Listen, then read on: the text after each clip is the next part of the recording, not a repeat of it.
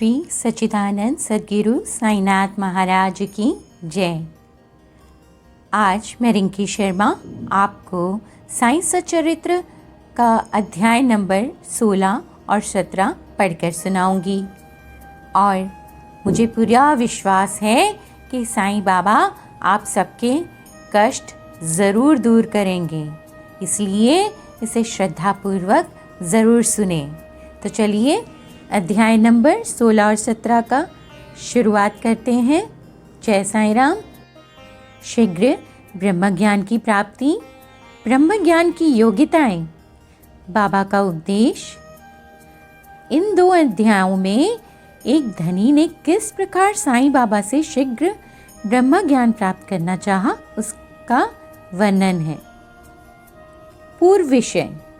गत अध्याय में श्री चोलकर का अल्प संकल्प किस प्रकार पूर्णतः फलीभूत हुआ, इसका वर्णन किया गया है। उस कथा में श्री साईं बाबा ने दर्शाया था कि प्रेम तथा भक्ति पूर्वक अर्पित की गई तुच्छ वस्तु भी वह स्वीकार कर लेते हैं, परंतु यदि वह अहंकार सहित भेंट की गई तो वह अस्वीकृत कर दी जाती है।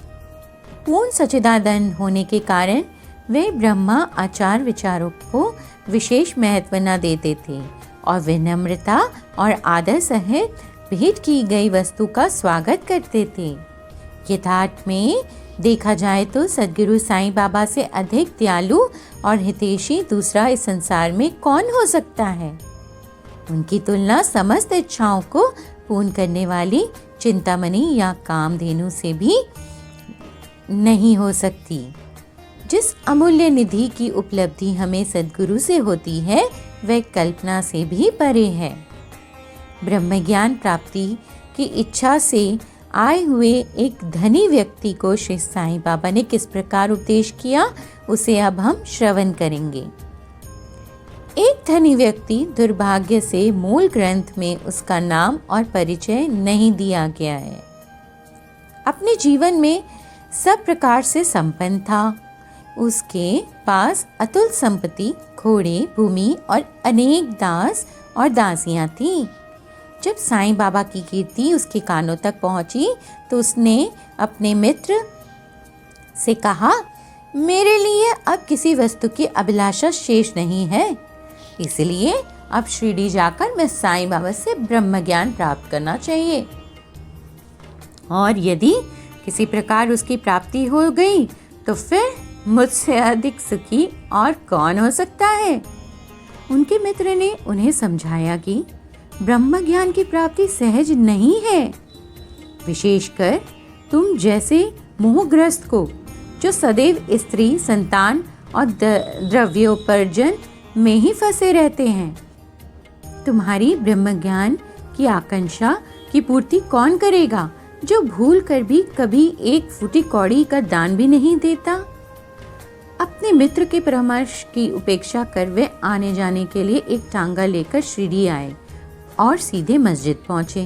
साईं बाबा के दर्शन कर उनके चरणों पर गिरे और प्रार्थना की कि आप यहाँ आने वाले समस्त लोगों को अल्प समय में ही ब्रह्म दर्शन करा देते हैं। केवल यही सुनकर मैं बहुत दूर से इतना मार्ग चल कर आया हूँ। मैं इस यात्रा से अधिक थक गया हूँ। यदि कहीं मुझे ब्रह्म ज्ञान की प्राप्ति हो जाए तो मैं ये कष्ट उठाना अधिक सफल और सार्थक समझूंगा। साईं बाबा बोले, मेरे प्रिय मित्र, इतने अधीर न हो, मैं तुम्हें शीघ्र ही ब्रह्म का दर्शन करा दूंगा। मेरे सब व्यवहार तो नगद ही हैं और मैं उधार कभी नहीं रखता। इसी कारण अनेक लोग धन, स्वस्थ, शक्ति, मान, पद, आरोग्य तथा अन्य पदार्थों की इच्छा पूर्ति के हेतु मेरे समीप आते हैं। ऐसा तो कोई बिरला ही आता है। भौतिक पदार्थों की अभिलाषा से यहाँ आने वाले लोगों का कोई अभाव नहीं, परंतु आध्यात्मिक जिज्ञासु का आगमन बहुत ही दुर्लभ है। मैं सोचता हूँ कि ये क्षण मेरे लिए बहुत ही धन्य तथा शुभ है, जो आप सरीखे महानुभव यहाँ पधार कर मुझे ब्रह्म ज्ञान देने के लिए जोर दे रहे हैं। मैं सहर्ष आपको ब्रह्म दर्शन करा दूंगा। ये कहकर साईं बाबा ने उन्हें ब्रह्मा दर्शन कराने के हेतु अपने पास बिठा लिया और इधर उधर की चर्चाओं में लगा दिया, जिससे कुछ समय के लिए वे अपने प्रश्न भूल गए।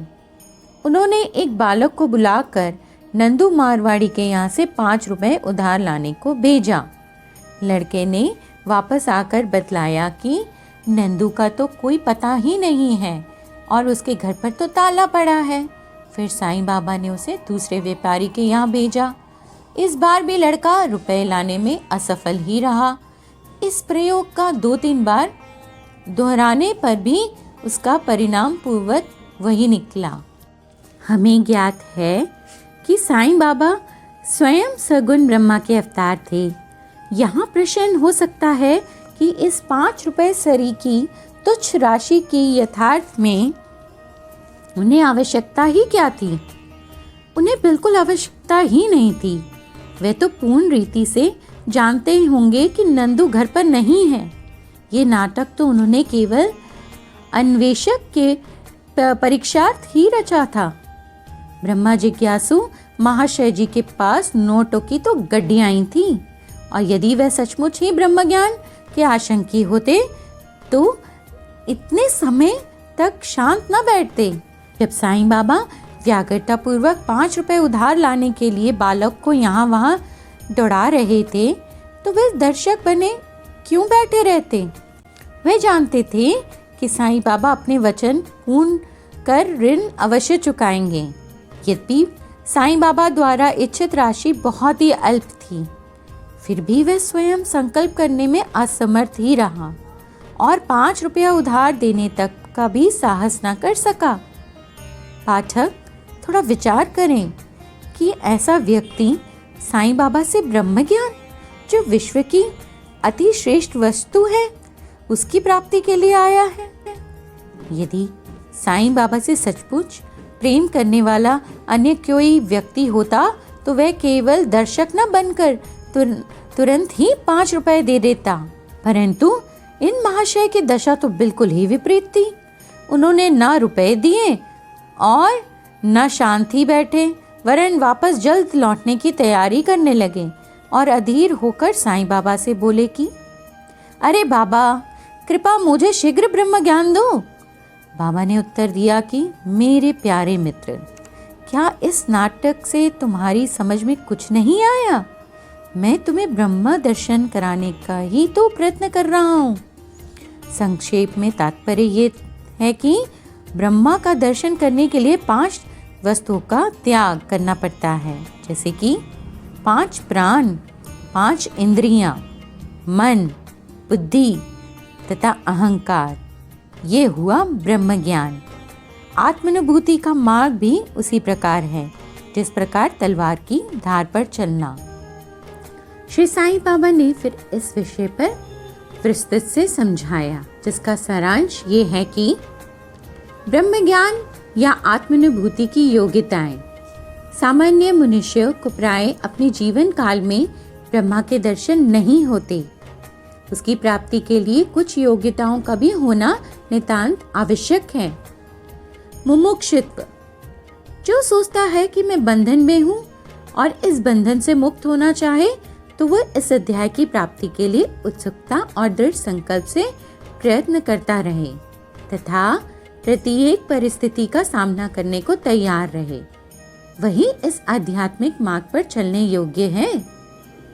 विरक्ति, लोक प्रलोक के समस्त पदार्थों से उदासीनता का भाव, ऐहिक वस्तु, लाभ और प्रतिष्ठा जो कि कर्मंजस्य है, जब तक इनसे उदासीनता उत्पन्न न होगी तब तक उसे आध्यात्मिक जगत में प्रवेश करने का अधिकार नहीं है। अंतर्मुखता, ईश्वर ने हमारी इंद्रियों की रचना ऐसी की है कि उनकी स्वाभाविक वृत्ति सदैव बाहर की ओर आकर्षित करती है। हमें सदैव बाहर का ही ध्यान रहता है, ना कि अंतर का। जो आत्मदर्शन और दैविक जीवन के इच्छुक हैं, उन्हें अपनी दृष्टि अंतर्मुखी बनाकर अपने आप में ही लीन होनी चाहिए। पाप शुद्धि। जब तक मनुष्य दुष्टता त्याग कर दुष्कर्म करना नहीं छोड़ता, तब तक ना उसे पूर्ण शांति ही मिल सकती है और ना मन ही स्थिर रहता है। वह मात्र बुद्धि बल द्वारा ज्ञान लाभ कदापि नहीं कर सकता। उचित आचरण। जब तक मनुष्य सत्यवादी, त्यागी और अंतर्मुखी बनकर ब्रह्मचार्य व्रत का पालन करते हुए जीवन व्यतीत नहीं करता, तब तक उसे आत्मानुपलब्धि संभव नहीं है। सार वस्तु ग्रहण करना। दो प्रकार की वस्तुएं हैं, नित्य और अनित्य। पहली आध्यात्मिक विषयों में से संबंधित है तथा दूसरी सांसारिक विषयों से। मनुष्य को इन दोनों का सामना करना पड़ता है। उस विवेक द्वारा किसी एक का चुनाव करना पड़ता है। विद्वान पुरुष अनित्य से नित्य का श्रेयस्कर मानते हैं, परंतु जो मूढ़मती हैं वह आसक्तियों के वशीभूत होकर अनित्य को ही श्रेष्ठ जानकर उस पर आचरण करते हैं। मन और इंद्रियों का निग्रह। शरीर एक रथ है, आत्मा उसका स्वामी तथा बुद्धि सारथी है। मन लगाम है और इंद्रियां उसके घोड़े। इंद्रिय नियंत्रण ही उसका पथ है। जो अल्प बुद्धि है और जिनके मन चंचल हैं तथा जिनकी इंद्रियां सारथी के दुष्ट घोड़ों के समान है, वे अपने गंतव्य स्थान पर नहीं पहुंचते तथा जन्म मृत्यु के चक्र में ही घूमते रहते हैं। परंतु जो विवेकशील हैं, जिन्होंने अपने मन पर नियंत्रण कर लिया है, जिनकी इंद्रियां सारथी के उत्तम घोड़ों के समान नियंत्रण में है, वे ही गंतव्य स्थान तक पहुंच पाते हैं, अर्थात उन्हें परम पद की प्राप्ति हो जाती है। उनका पूर्ण जन्म नहीं होता। जो व्यक्ति अपनी बुद्धि द्वारा मन को वश में कर लेता है, वह अंत में अपना लक्ष्य प्राप्त कर उस सर्वशक्तिमान भगवान विष्णु के लोक में पहुंच जाता है। मन की पवित्रता। जब तक मनुष्य निष्काम कर्म नहीं करता, तब तक उसे चित्त शुद्धि एवं आत्मदर्शन संभव नहीं है। विशुद्ध मन में ही विवेक और वैराग्य उत्पन्न होते हैं, जिससे आत्मदर्शन के पथ में प्रगति हो जाती है। अहंकार शून्य हुए बिना तृष्णा से छुटकारा पाना संभव नहीं है। विषय वासना आत्मानुभूति के मार्ग में विशेष बाधक है। ये धारणा कि मैं शरीर हूँ एक भ्रम है। यदि तुम्हें अपने जीवन के ध्येय को प्राप्त करने की अभिलाषा है, तो इस धारणा तथा आसक्ति का सर्वथा त्याग कर दो। गुरु की आवश्यकता। आत्मज्ञान इतना गूढ़ और रहस्यमय है कि मात्र निज प्रयत्न से ही उसकी प्राप्ति संभव नहीं। इस कारण आत्मानुभूति प्राप्त गुरु की सहायता परम आवश्यक है।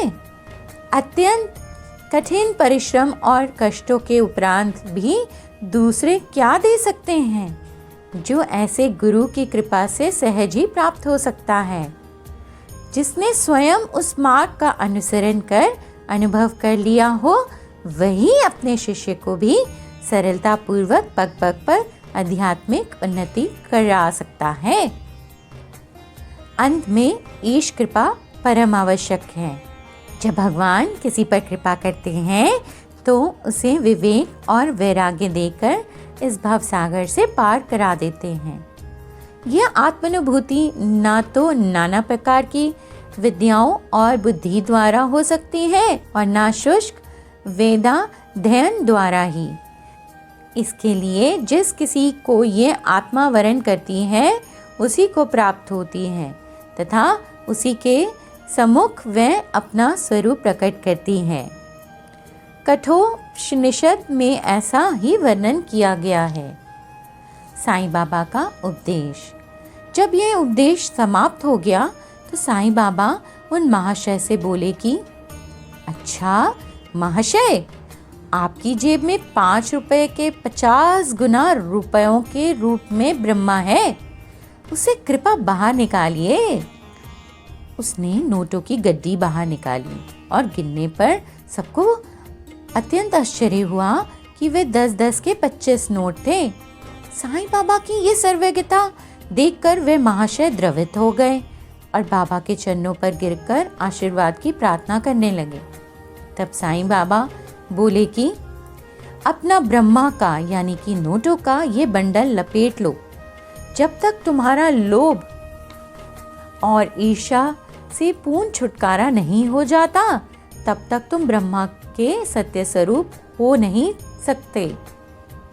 जिसका मन धन, संतान और ऐश्वर्य में लगा है, वह इस आसक्तियों को त्यागे बिना कैसे ब्रह्मा को जानने की आशा कर सकता है। आसक्ति का भ्रम और धन की तृष्णा दुख का एक भंवर है, जिसमें अहंकार और ईर्ष्या रूपी मगरों का वास है। जो इच्छा रहित होगा, केवल वही ये भाव सागर पार कर सकता है।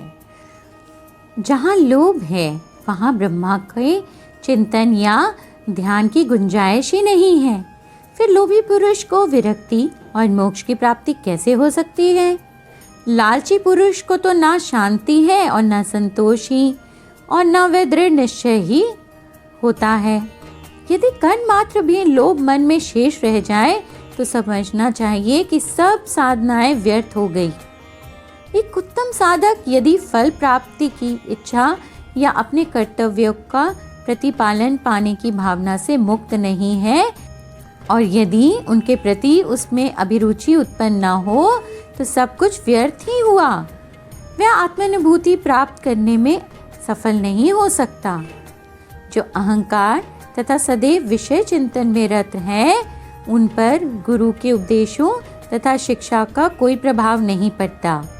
अतः मन की पवित्रता अत्यंत आवश्यक है, क्योंकि उसके बिना आध्यात्मिक साधनाओं का कोई महत्व नहीं तथा वह निरा दम ही है।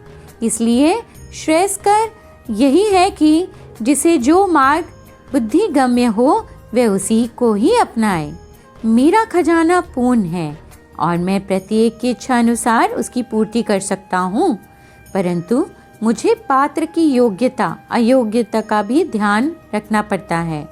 जो कुछ मैं कह रहा हूँ, यदि तुम उसे एकाग्र होकर सुनोगे तो तुम्हें निश्चय ही लाभ होगा। इस मस्जिद में बैठकर मैं कभी असत्य भाषण नहीं करता।